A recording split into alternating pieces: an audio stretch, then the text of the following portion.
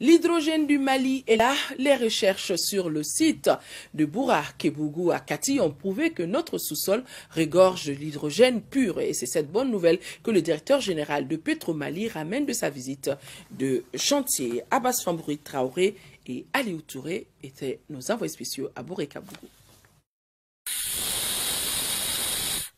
C'est un don de Dieu, ce site gazier d'hydrogène de Boura Kébougou.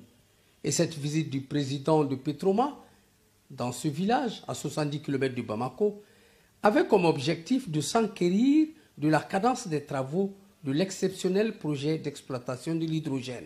Notre sous-sol ici, dans un rayon d'1 kilomètre, est d'une richesse inégalée encore. Je suis dans l'industrie depuis presque 35 ans. Là, c'est la première fois que je fais un projet de cette envergure. L'hydrogène, c'est la première fois que je fais ça. Si on regarde d'abord par rapport à l'exploration qui se fait au niveau du pétrole et du gaz, que tu as une chance de réussite de 2 sur 6, 2 sur 10, ici c'est 100%. Déjà, un trou est en essai d'exploitation. Depuis 2013, le village de Boura Kébougou est électrifié, en plus de servir aux commodités du camp.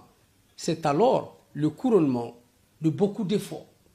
Au-delà de l'alimentation du village de Boura Kébougou en électricité, on essaie de voir ce qui est là aujourd'hui en gaz, si ça ne peut pas produire de l'électricité pour tout le Mali et si on ne peut même pas l'utiliser pour faire une station à hydrogène, pour des véhicules à hydrogène et pourquoi pas un jour des trains à hydrogène.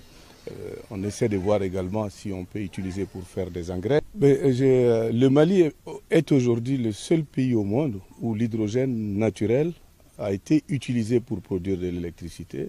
Et le Mali est aussi aujourd'hui le seul pays au monde où on produit de l'hydrogène par des sondages et des forages pétroliers et gaziers. Et ça, pour moi, c'est quelque chose qui peut permettre aux Maliens de commencer à espérer des meilleurs lendemains, Inch'Allah. C'est dire qu'avec l'hydrogène à Boura Kébougou, très bientôt, un nouvel espoir brillera sur notre pays.